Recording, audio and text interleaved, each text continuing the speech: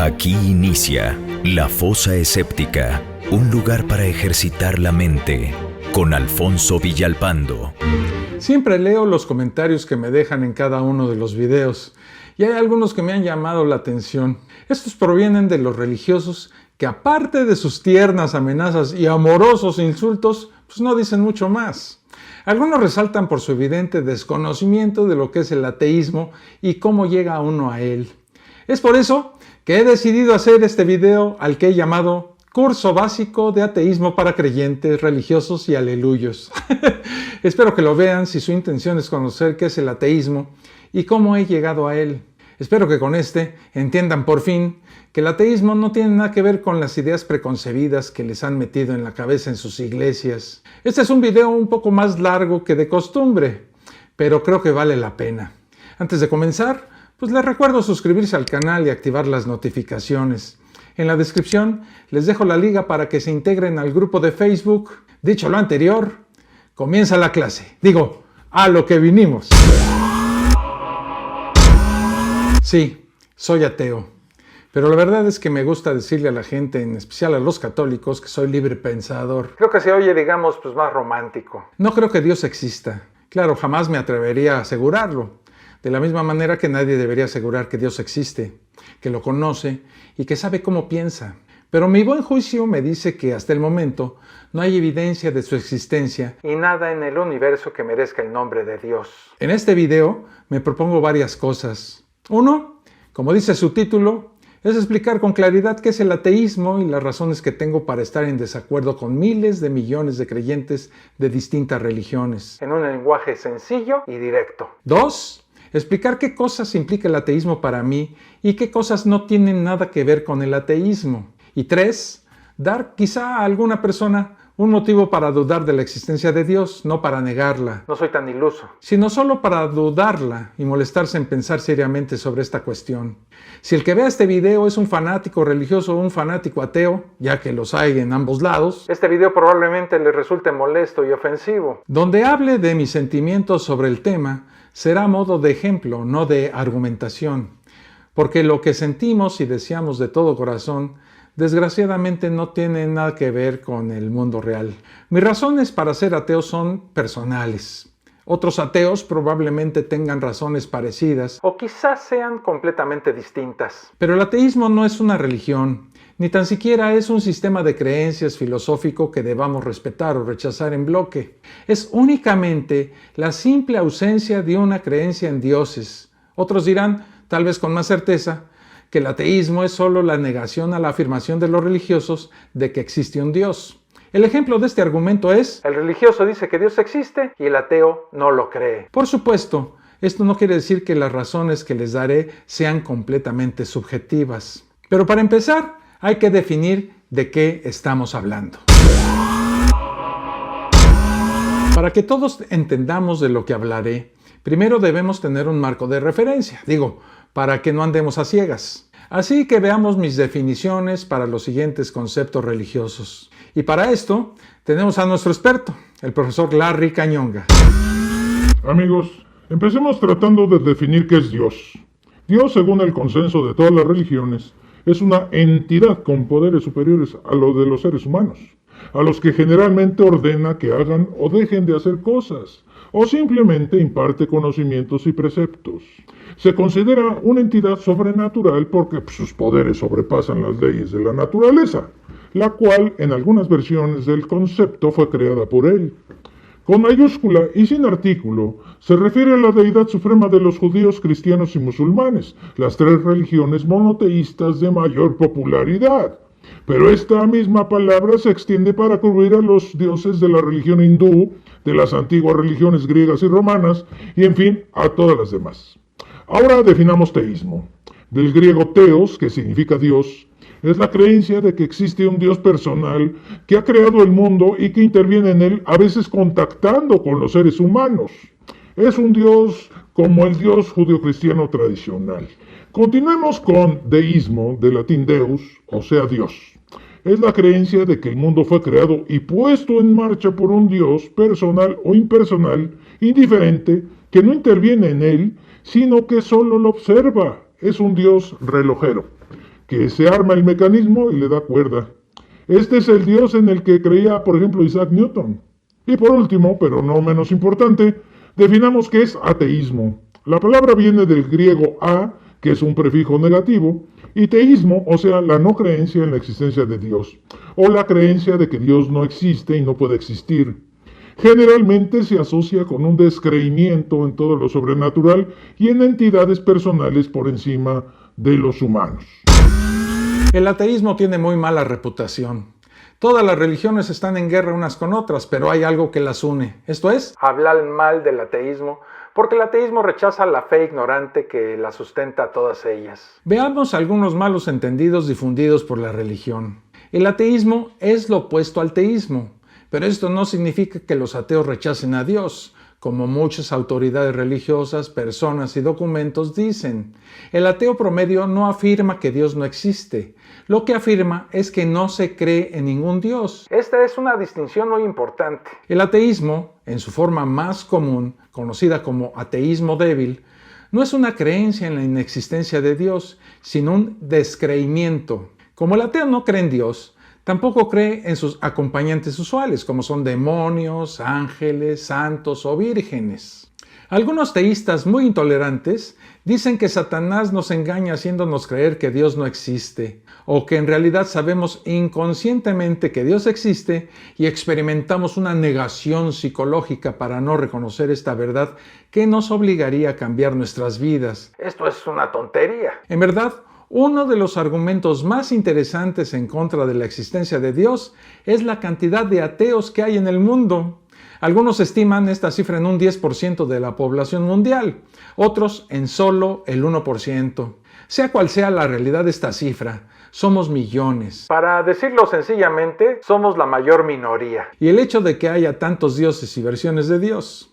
Los ateos razonamos que si un Dios existiera, su presencia sería clara e inconfundible. Con todo su poder, con su maravillosa gloria y esplendor, no dejaría lugar a dudas sobre su apariencia y propósitos, y mucho menos sobre su existencia. ¿Y cómo estarán las cosas para el ateo que otros teístas dicen que negar la existencia de Dios es negar todo lo que es sagrado, todo lo que es bueno, lo sublime, lo que nos trasciende, lo que nos hace ser humanos? O sea que según los aleluyos, somos unos pobres diablos desalmados y también somos inmorales, o más bien dicho, amorales. Esto, amigos aleluyos, pues es una estupidez, como pueden decir muchos religiosos que tienen amigos ateos. Somos tan amorales o inmorales como la mayoría, y cuando hacemos una buena acción la hacemos porque es buena, no porque con ella nos ganemos un lugar en el cielo. Cuando dejamos de hacer algo porque es malo, pues no lo hacemos porque nos dé miedo que Dios nos mire, sino porque pues básicamente es malo. Y si cometemos una falta, no nos ponemos de rodillas a pedir perdón a las nubes o a un sacerdote, sino que pasamos directo a reparar la falta y pedimos perdón a quien le hicimos daño, o sea, pues al afectado. Tampoco es cierto que no haya cosas sagradas ni sublimes para nosotros los ateos. Algunos ateos serán más materialistas que otros, algunos serán escépticos o depresivos, le puede pasar a cualquiera. Pero en general creo que todos amamos a nuestros padres, hermanos e hijos, a nuestras parejas sentimentales, a nuestros amigos. Todos los ateos podemos apreciar una canción o una puesta de sol. No nos arrodillamos frente a altares de mármol ni crucifijos de madera, pero muchos sentimos reverencia y asombro ante una montaña o a la perfección de los organismos como el de J-Lo, por ejemplo, ¿no? Pero ya me estoy desviando del tema. Para los teístas, estas cosas quizás sean materiales o simples reflejos imperfectos de Dios, y así, pues no la respetan como debieran.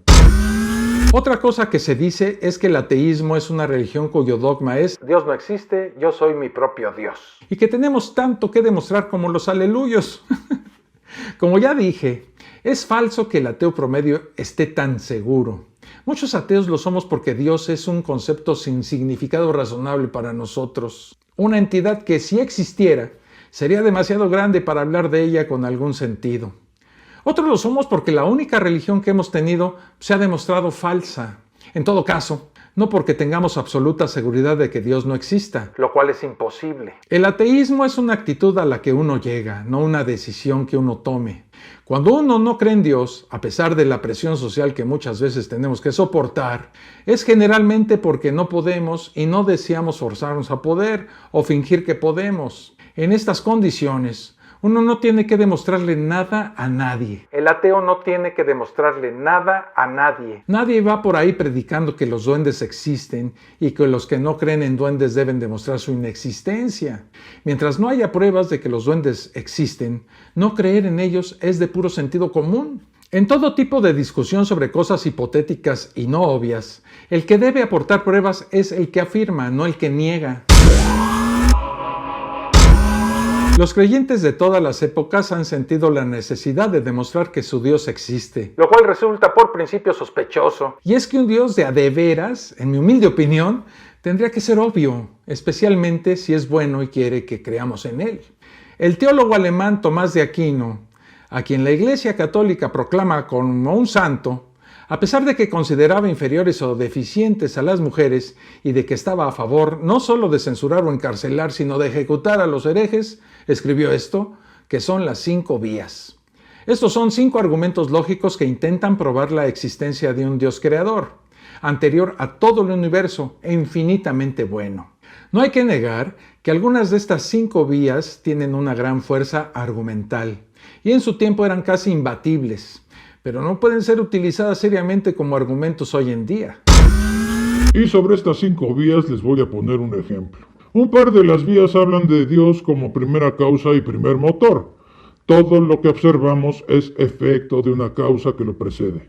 Nada en el universo se causa a sí mismo, por lo menos es lo que dice una de estas vías.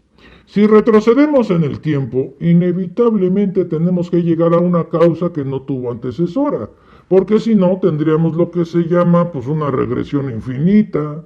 En la época en la cual vivió Tomás de Aquino, esto no era tan obvio como parece. Pero hoy sabemos que el universo no puede ser eterno hacia el pasado, porque su entropía o desorden total tiende a aumentar. Esto, amigos aleluyos, es una ley física indiscutible, de manera que al pasar el tiempo las diferencias de temperatura entre distintos puntos se achican y finalmente todo termina en equilibrio, sin movimiento posible más que el dado por el azar, a una temperatura uniforme. Para concluir con este comentario, puedo decir que si el universo fuera eterno, la entropía habría llegado a su máximo hace una cantidad infinita de tiempo, y no existiríamos.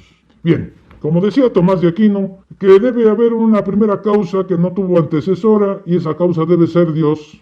De la misma manera, habla de cosas que se mueven y que no se mueven a menos que otra cosa las empuje. Mecanismos que se ponen en marcha solo cuando alguien los acciona. El primer motor, el que movió por primera vez el universo, según Tomás de Aquino, debe haber sido Dios. Continuando con la historia de Tomás de Aquino, él habla de seres necesarios y seres contingentes. Los seres contingentes son cosas que existen solo porque fueron creadas o son modificaciones o ensambles de otras cosas. Para el buen Tomás, que se ve que fumaba de la más barata, todo lo que hay en el universo es contingente, según deduce al observar la naturaleza. Los humanos nacemos humanos, nuestra carne proviene de lo que comemos, las plantas crecen absorbiendo elementos del suelo, etc. Y por lo tanto, nada es necesario. Todo podría existir y existe solo por alguna otra cosa. Por eso debe haber algo que lo causó, que permitió que todo lo contingente existiera. Un ser necesario, que debe ser Dios. Tomás habla también de las virtudes y de que todo posee virtud en cierto grado y la falta relativa de virtud es llamada vicio. La virtud de cada cosa y criatura puede ser puesta en una escala, desde lo más vicioso hasta lo más virtuoso, y eso para cada virtud. Por lo tanto, dice el buen Tomás, debe haber un tope para esta escala y un infinito, y el ser que posee todas las virtudes en cantidades infinitas es Dios. Una versión más resumida de algunos de los puntos de estas 5 vías es el llamado argumento cosmológico o argumento de Kalam. Kalam es una palabra árabe que creo que significa comienzo. Y va más o menos así, miren. Si algo comienza, tiene una causa. El universo comenzó a existir, por lo tanto, el universo tiene una causa. Muy bonito, ¿no? Pues no, porque como a Tomás de Aquino, pues les falta demostrar que la causa es Dios y específicamente el Dios judeocristiano. Pero pues ese es otro tema. Más cerca de nuestros tiempos y de la mano del movimiento creacionista propulsado por fundamentalistas, generalmente norteamericanos, que afirman que la Biblia debe ser leída literal y no figurativamente, tenemos el argumento del diseño.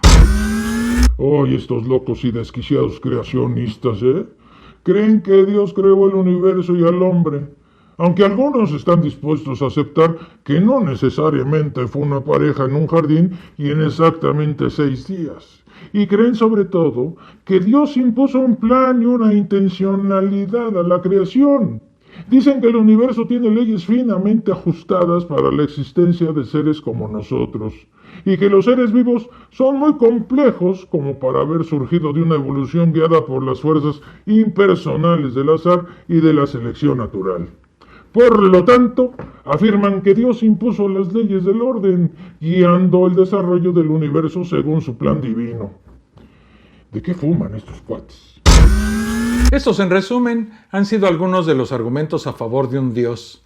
Obviamente hay muchos más, pero en alguna medida, pues estos son los que han guiado a los otros y que se han convertido en los más recurrentes en las discusiones sobre este tema. Pero, ¿cómo refuta el ateo estos argumentos? A ver, aquí tenemos un problema. Las 5 vías de Santo Tomás no son tan fáciles de refutar como parecen, La que habla de la escala de las virtudes lo hace como si las virtudes fueran objetos concretos que se pudieran pesar y medir, y asumiendo que el vicio es la mera ausencia de virtud. Esto es una base de la doctrina cristiana. Pero, ¿por qué no considerar a los vicios como objetos medibles también? Eso crearía la necesidad de otro Dios, un supremo malvado, que no puede existir. Incluso Satanás es una creación de Dios y no tiene sus poderes, por lo menos así dice la teología cristiana. De todas maneras, pues no es lógico pensar que toda escala debe tener un límite infinito o un límite de cualquier clase. Si yo ordeno un conjunto de personas por su altura y aplico ese razonamiento, tengo que decir que debe de haber alguien infinitamente alto, lo cual es absurdo. El infinito es un concepto matemático que se usa en rigor solo en matemáticas, y con mucho cuidado, No es un número, ni tampoco se encuentra en la realidad concreta. El asunto del primer motor y la primera causa se reducen a solo un argumento, y la respuesta es la que dio el filósofo Bertrand Russell hace ya mucho tiempo, y dice así: si todo debe tener una causa, entonces Dios debe tener una causa. Si puede haber algo sin causa, tanto podría ser el mundo como Dios. Así que ese argumento no tiene validez. Esta cita la pueden encontrar en el extraordinario libro de Bertrand Russell, ¿Por qué no soy cristiano? El argumento cosmológico es muy parecido. Recordemos que la primera premisa es que si algo comienza, tiene una causa, y que la segunda premisa es que el universo tuvo un comienzo. Esto parece una obviedad, pero no lo es tanto ahora, Con toda razón, señor Villalpando, aquí en la fosa escéptica, suponemos que a Tomás de Aquino pues se le desacomodaron los patitos, ¿verdad? Como dicen en mi pueblo. Para empezar, la primera premisa es inválida. La física moderna sabe desde hace mucho tiempo que debido al llamado principio de incertidumbre, que aquí entre nos es uno de los principios de la mecánica cuántica, es posible que aparezcan pares de partículas literalmente de la nada, que se aniquilan como matones y desaparecen como políticos corruptos, en un tiempo demasiado corto para observarlas directamente, pero cuyos efectos sí pueden ser medidos, Esto no viola ninguna ley física, y de hecho ocurre todo el tiempo. El sonido que sale de una bocina cualquiera, aún la más aislada de las interferencias, nunca es un sonido puro. Siempre hay pequeños ruidos que se llaman ruidos parásitos. Ese ruido es imposible de eliminar y es el ruido que producen partículas cargadas virtuales al aparecer, interfiriendo brevemente con los canales eléctricos que transportan el sonido, con los circuitos electrónicos que lo producen y literalmente con todo lo que haya de por medio. Por lo tanto, la premisa número 1 del argumento cosmológico es inválida. Y sí existen efectos sin causa a priori. Se podría aclarar, La causa es evidente después de que ocurrió el suceso, pero antes es impredecible. Y de hecho, por definición, no queda ningún registro posterior a ella. ¿Le entendieron? Yo sí. Además, La segunda premisa parece que también es inválida. El universo no tuvo un comienzo. Para que algo comience debe de haber un momento en el tiempo en que no hubiera comenzado y un momento posterior en que estuviera en marcha. Pero si la hipótesis del Big Bang es verdadera, el espacio y el tiempo aparecieron juntos. No hubo nada antes del universo porque el concepto de antes no estaba definido. Otras hipótesis rivales, y digo rivales porque el Big Bang hasta ahora no está probado, afirman que el espacio-tiempo no tiene borde, sino que es como la superficie de una esfera, que sin ser infinita tampoco tiene un límite, sino que se curva sobre sí misma. En este caso tampoco hay un punto de comienzo. Finalmente, para no aburrirlos con terminología científica, hay otra hipótesis que está muy de moda actualmente, y con muchos méritos, que afirma que el universo, o lo que nosotros llamamos así, surgió de una fluctuación del vacío de un universo anterior, exactamente como surgen de la nada las partículas virtuales de las que ya hablamos hace un momento. Esto es teóricamente posible y que nuestro universo esté engendrando otros universos en estos precisos momentos. Pero ya basta, no nos enredemos en este tema tan científico. Lo importante es que el argumento cosmológico es un principio muy malo, porque sus premisas fallan. Aquí es donde podemos preguntarnos, ¿qué pasa si estas hipótesis tan alocadas son simplemente eso que uno piensa, puras locuras? Esto es perfectamente posible, pero un ser humano sensato debe resistir la tentación de poner a Dios en esos lugares a donde no llega su conocimiento. Por mi parte, estoy perfectamente conforme con decir no lo sé, pues creo que es la respuesta más honesta que se puede dar con respecto, por ejemplo, a la creación del universo. Esta respuesta, la más sincera que encuentro, ya que no soy científico, es al mismo tiempo la que, curiosamente, desarma a cualquier aleluyo en una discusión. Esto que acabo de mencionar es un problema para muchos. Los ateos que lo escuchan dirán que es como abandonar el campo de batalla. Los teístas dirán que efectivamente es una claudicación y que la única solución para esta ignorancia, y que los ateos no queremos aceptar, es que el universo lo creó Dios. Sin embargo, esto proviene de una confusión sobre el papel de la ciencia en este debate. Nadie dice que la ciencia tenga que ser una religión o que deba tener todas las respuestas. La ciencia, amigos aleluyos, lo que hace es formular hipótesis. Una hipótesis no es, como dijo Isaac Asimov refiriéndose a lo que piensan los fundamentalistas, una idea que uno armó después de un par de días de borrachera. Una hipótesis científica es una estructura formal que resume, entre otras cosas, observaciones y las explica tentativamente, haciendo predicciones que pueden ser comprobadas. Karl Popper, estudioso y filósofo de la ciencia, decía que una buena teoría debe ser falsable, o sea, que debe poder probarse falsa de alguna manera. Por ejemplo, la teoría de Newton sobre las fuerzas y la gravedad explica los movimientos de los planetas y permite predecirlos. Si un planeta comenzara a moverse de una manera distinta a la que predijo, entonces la teoría de Newton resultaría falseada. Newton, siendo un buen científico, no insistiría, no establecería un dogma, ni mucho menos quemaría a sus herejes en una hoguera, sino que se pondría a corregir su teoría. Tal como resultaron las cosas, la teoría de Newton fue falseada por la teoría de la relatividad de Einstein. Cuando se descubrió que el perihelio del planeta Mercurio, o sea, el punto donde el planeta está más cerca del Sol, se desplazaba levemente en cada órbita. Esta pequeñísima desviación provenía de los efectos relativistas provocados por la inmensa masa del Sol y de la elevada y cercanía y velocidad orbital de Mercurio.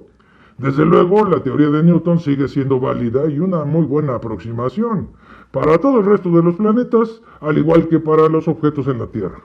Solo hay que recurrir a la relatividad cuando se requieren medidas más precisas, como las de un posicionador GPS. Culpar a la ciencia de querer conformarnos con teorías en vez que con hechos ciertos es reflejo de una gran ignorancia, al igual que presentar teorías como hechos. Pero es mucho peor pretender que como la ciencia no tiene seguridades, debemos abandonarla y confiar en la religión, explicando lo desconocido o dudoso con un simple y generalizante «Dios lo hizo». Incluso nuestro lenguaje refleja cómo en realidad sabemos que esto es ridículo. El religioso dice Dios lo sabe, lo que significa no tengo la más peregrina idea. Dios proveerá significa confío en que algo me sacará del problema. Dios lo va a castigar significa realmente va a salirse con la suya mientras viva. Dios lo hizo, entonces, quiere decir que no saben cómo se hizo y no les importa saber, que confían tan poco en la inteligencia y la capacidad humanas que creen firmemente que jamás habrá de saberse.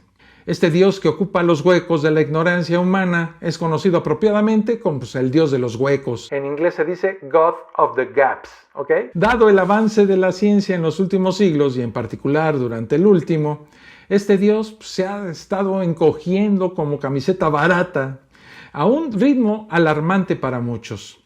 Algunos se encierran en lo antiguo, como los fundamentalistas, que obligan a sus hijos, fíjense, a no ver la tele o leer. Claro, mientras lo que lean sea la Biblia y ver programas de adoctrinamiento.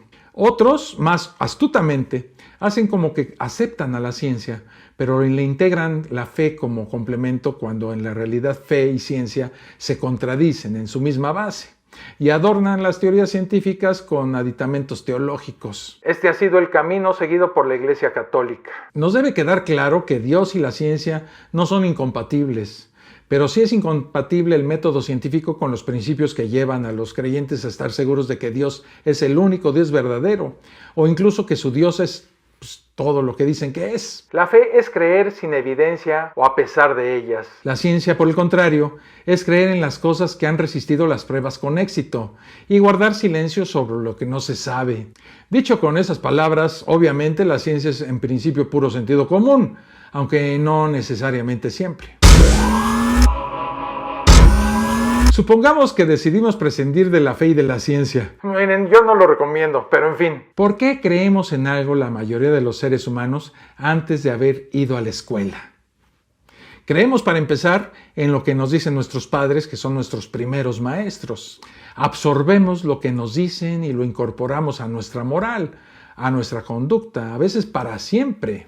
Estamos hechos así porque el ser humano nace relativamente muy incompleto. No puede caminar solo, ni alimentarse por su cuenta, ni comunicar más que apetitos y deseos muy básicos. Físicamente, somos absolutamente desválidos. Y mentalmente, no somos más inteligentes que otros animales.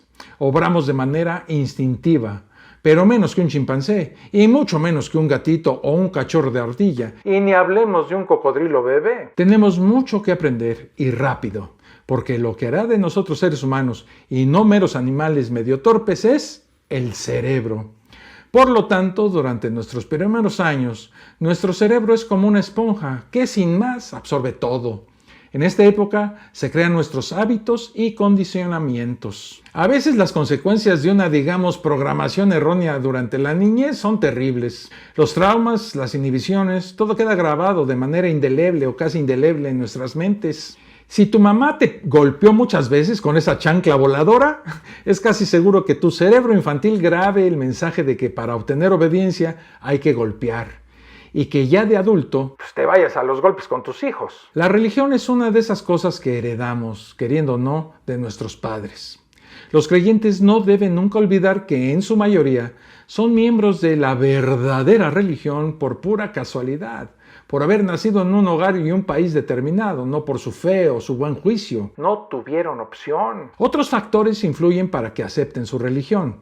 No solo sus padres los educaron en ella, sino que gente a la que admiran la sigue también. Es aceptada en la sociedad. Sus sacerdotes son considerados gente especial, distinta, más cercanos a Dios, y ellos predican esa religión. Algunas religiones, como el catolicismo, tienen figuras vivas o muertas, reales o míticas, que hablan con toda la autoridad de las bondades de la religión. ¿Cómo nos atrevemos los ateos a renegar de lo que nuestros padres nos enseñaron, de lo que dicen los sacerdotes, que literalmente estudiaron para ser intermediarios oficiales de Dios, de lo que dice el Papa, un gran rabino, un Swami, una Madre Teresa de Calcuta, un Martin Luther King, un Mahatma Gandhi? La verdad, y hay que decirlo sin ningún empacho, es que todas esas figuras que ha mencionado el señor Villalpando y muchas más han dicho cosas bien inspiradoras y han jugado un papel importante en el mundo.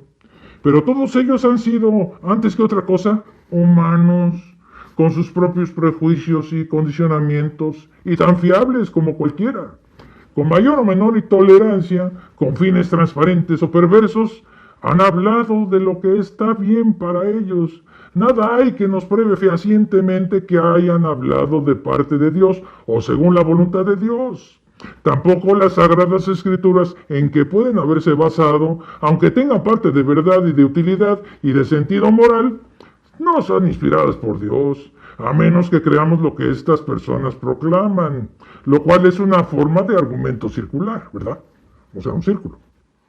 Yo personalmente no creo en las instituciones que dicen conocer a Dios, porque si hubiera un Dios, y el que no crea no es un obstáculo para proponer esta hipótesis, él probablemente sería una entidad muy compleja, y tengo la fuerte sospecha de que no seríamos capaces de entenderlo si nos lo encontráramos. Los teístas generalmente están de acuerdo con esto último, pero sus autoridades tienden a olvidarlo. Los clérigos y los teólogos hablan sobre Dios como si Él fuera un objeto concreto que han estudiado y una persona a la que han conocido íntimamente por años. Esto estaría muy bien, y yo me sentiría inclinado a aceptar sus dichos, si pudieran al menos mostrarme pruebas de que este objeto o persona o lo que sea, para empezar, es real. De otra forma, todo puede ser un simple juego de su creativa imaginación. Si han llegado hasta esta parte del video, gracias. Pero creo que ya deben estar cansados de filosofía y argumentos. Estoy de acuerdo. No es por esto que no creo en Dios en realidad. Estas son las razones que puedo dar cuando la gente no entiende nada más, aunque suenen más bien como excusas complicadas. La existencia de Dios es difícil, yo diría imposible de probar. Dios es cuando mucho una hipótesis increíblemente complicada. Dios no puede percibirse con nuestros sentidos normales, salvo cuando realiza un milagro, y entonces no podemos saber si en realidad fue un milagro. Es más sencillo, o como se dice en términos científicos, más económico, suspender la creencia en Dios, ya que es tan difícil de probar y aparentemente también es difícil de entender. Por lo tanto, los ateos estamos del lado bueno del argumento. Como ya dije antes, no necesitamos probar nada. Esa carga de la prueba descansa sobre el creyente. Las explicaciones de mi descreimiento son solo para clarificar, para poner las cosas en orden y para exponerlas ante los que dudan y necesitan una ayudadita, como yo la necesité en algún momento de mi vida. No necesito ninguna de ellas en realidad. No es que no crea en Dios porque haya estudiado estos complicados argumentos. Ellos vinieron después. Así que, ¿cuáles son los motivos que yo tengo para ser ateo? No creo en Dios por la misma razón por la que no creo en otras cosas que la gente común cree, como Santa Claus o la generación espontánea. Santa Claus no existe, no puede existir en nuestro universo por ciertas razones. Quiero preguntarle al creyente qué diferencia hay entre Dios y Santa Claus. Después de refutar los argumentos naturales y filosóficos, todavía se puede decir que uno siente a Dios en su corazón, siente que no puede dejar de existir. Pero cuando uno era un niño, sentía a Santa Claus en el corazón, y eso no significa que haya sido verdad, simplemente era un anhelo, un ideal infantil. Pero el mundo es mucho más duro que eso. Esto no es blasfemia, no busques ofensa donde no se intenta ofender. Estas son preguntas honestas. Yo las he respondido después de meditar mucho. Amigo creyente, haz lo mismo. Digo, si puedes, si quieres. Yo creo que ambos somos ateos. Solo que yo creo en un Dios menos que tú. Cuando entiendas por qué tú desechas a todos los otros posibles dioses, entonces entenderás por qué yo desecho el tuyo. Hasta aquí este video. Nos vemos en el próximo. Un abrazo. Esto fue La Fosa Escéptica, un lugar para ejercitar la mente, con Alfonso Villalpando.